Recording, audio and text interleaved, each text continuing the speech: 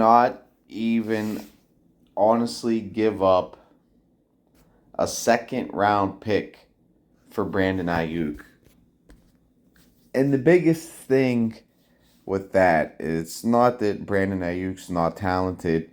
It's not that the Steelers don't need another wide receiver like a Brandon Aiyuk who averaged like 15, 16 yards a catch, can stretch the field, and probably would be a perfect fit for this offense, honestly.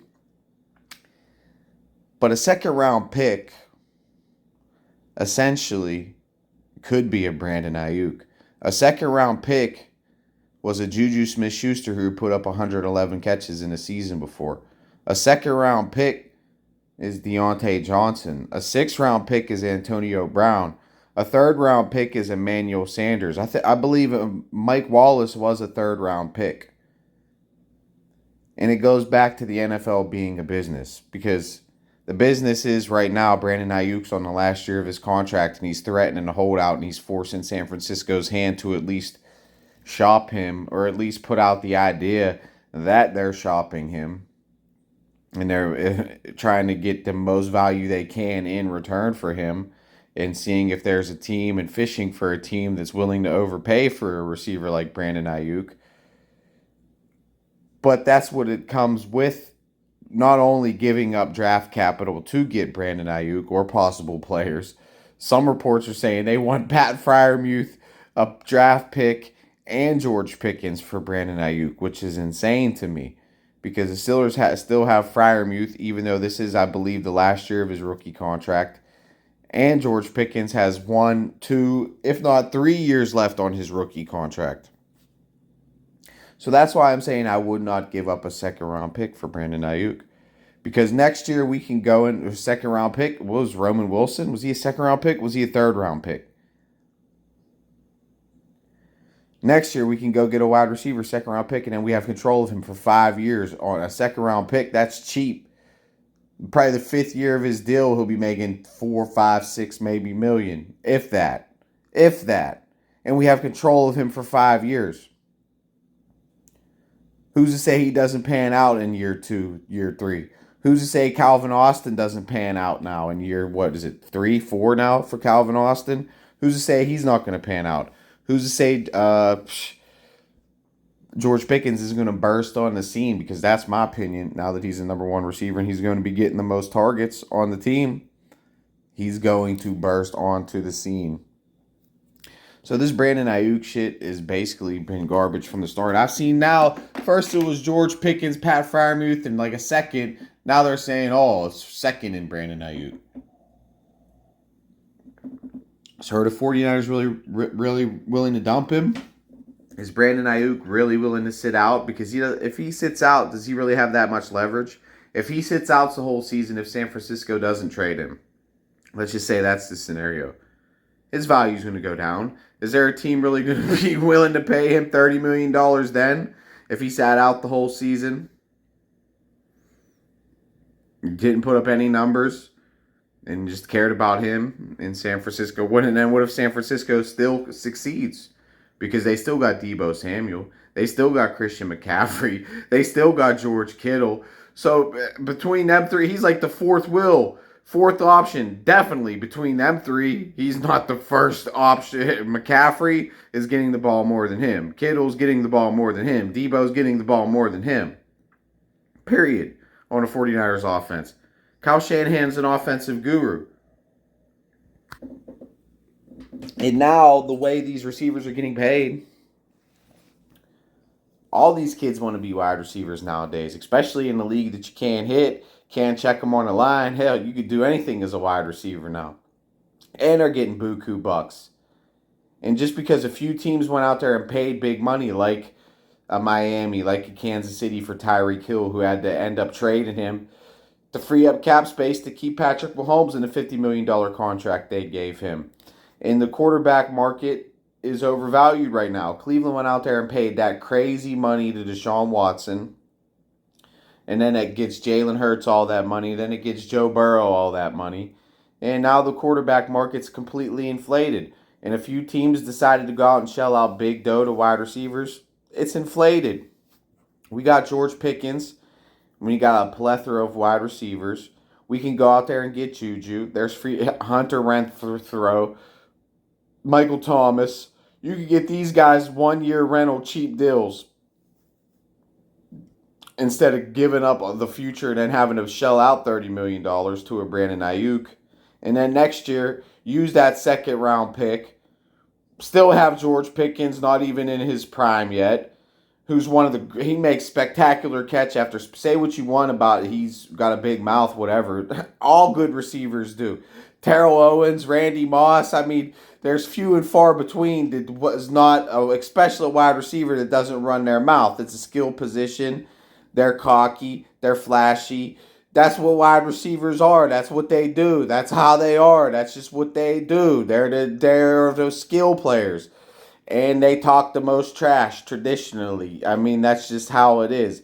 And that's kind of what you want, especially on this team when there isn't really a leader at all on offense. So somebody's got to step up and be a goddamn leader and say, hey, let's give me the ball. Let's do something. I'm going to make it happen, and I am making it happen, and I want the ball. That's what we need. That's what somebody got to do on this goddamn offense because there ain't no leaders there since Ben left on this offense. And somebody's got to take it up and be the big dog and take control of the fucking offense. So hopefully Russell Wilson does that at the quarterback position this year. Because Kenny Pickett was scared to make a check at the line, scared to make an audible at the line, scared to throw the ball down the field, scared to do anything out there, scared to even complete a 5-yard dig or a 5-yard out or a 5-yard slant. So, you need that as a wide receiver. And like back to the point, the NFL is a business. So second round pick, you got control of whatever wide receiver you draft next year for 5 years. And if they're a good wide receiver, you got them for 3-4 years on that rookie deal. Like Pickens right now. He could ball out this year, ball out next year. And that's we're getting major production on a rookie deal off of George Pickens. We've got major production out of Pat Freiermuth on a rookie contract. Hopefully we get major production out of Russell Wilson, who's basically being paid for via Sean Payton and the Denver Broncos this year. Thank you to them for our new quarterback. So, hopefully we get major. Najee Harris still on a rookie deal. He's a first-round pick, so his rookie deal is more lucrative than most rookie deals. He's making like $6-7 million this year, but still, every year rookie production. Jaylen Warren on a rookie contract, major production out of a rookie contract, and that enables the team to sign big names like Minka Fitzpatrick, Larry Ojanobi, Cam Hayward, who's making $20 million, T.J. Watt, who's making $28 million, Minka's making $21 million. So essentially, if we bring in Brandon Aiyuk here, we'd be making him the highest paid player on the team. With all these players, Najee Harris, Jaylen Warren, Russell Wilson, Justin Fields, none of these guys on contract. And the way the quarterback market is, we're going to have to at least pay. Justin Fields' option was $25 million. He was a first-round pick quarterback. So if the Steelers decided to option Justin Fields, they would have been paying him $25 million next year. If they decide to re-sign Russell Wilson, he's probably going to at least want 30, 35. Dak's talking about how he wants $55 million. He might get it. Jalen Hurts got 50. So shit, if I'm Dak, I want 52, 53, 54. I'm better than Jalen Hurts. That's what I'm saying. If I'm Dak, Lamar got crazy money. That's the way the quarterback market is. So maybe Russell on the back end of his career, he might say, okay, 25, 30, 35. He might take a little less, and I'll take and bridge the gap, use 2 years, 50 million, 25 a pop, bang, bang. But the Steelers have so much business that they're going to have to worry about next offseason with Cam, with Naj, with Warren, with Russ, with Fields. We're going to bring this guy in, trade for him, and make him higher paid than TJ, make him higher paid than Minka, make him higher paid than Cam, who's talking about holding out and did his little mini holdout that didn't go his way, and he was back within a week. He's like, oh, I'm back, guys. I'm back. That was not a good idea. It did not get the answer that I wanted. Not even close. It wasn't even close. Shit. This is my ass. This is my last year in the Steelers uniform, guys.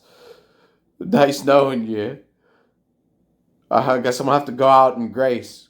I mean, literally, because Cam's making crazy money, and he's, what, 35? Come on, man. Come on. At least Brandon Ayuk's in his prime, but still, I'm not paying him more than TJ. I'm not paying him more than Macon. I'm not paying him more than Cam.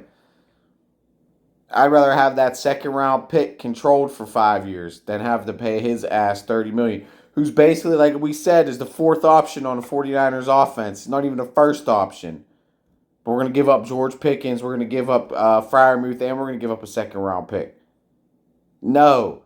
That's a steal on their part from us, period. I wouldn't even give up a second for Aiyuk. Maybe if they give him to me for like a third or a fourth, I'll bring him here just on a rental. We'll just keep him. We're not sorry. You're 30. You can get your 30 million next year. Not with us. Good luck with that. But this year we got your ass. That's how I would do it. He has no leverage in this situation. Like, they make it like he has all this leverage. The medias are just like his puppets for his agent. He probably has some agent that works for ESPN, and they're just his puppets out there just making up these deals and scenarios as they go along. Well, my sources say. Well, my sources say. Every day their sources are ever changing. It's forever changing. All off season. This deal was supposed to... What the fuck? What? We're here. Already one preseason game in. We're still negotiating this deal? No, we're going forward. The cuts are humming. We're going to have to cut this roster down to 55 men here in next two games. And be in the week one in Atlanta against... who's their quarterback? Who is even their quarterback down there? I don't even know. Kirk Cousins? Bijan Robinson, I think they opened in the offseason as a 3-point favorite. That line might have moved by now. Who knows? But they opened as a 3-point favorite in Atlanta. So Russell Wilson's getting the start preseason.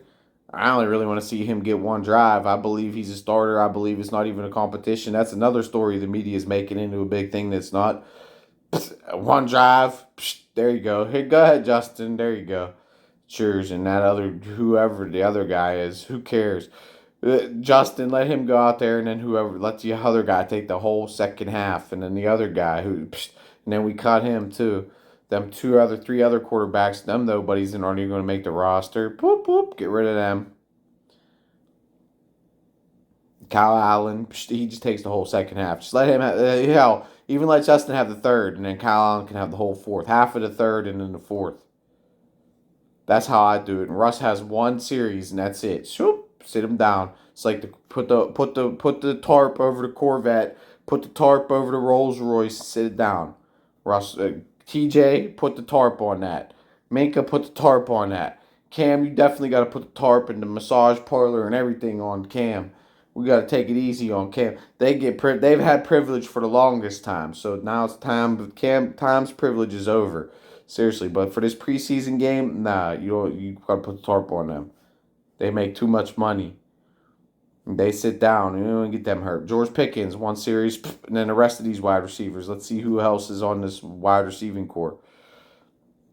JPJ, I mean, I guess I'd give him 2 series, maybe 3. I don't want to see him get hurt, though. But other than him, I guess we traded for that Jackson guy. But outside them two, the cornerback room is not, it's small. It's that, I don't know who is really going to step up outside them two. And is Jackson really that good? I don't know. Carolina gave us a second in him for Deontay, so I don't know. He's had 4 picks in his career once, but that's about it. So, here's my video. I will not give up a second round pick for Brandon Aiyuk.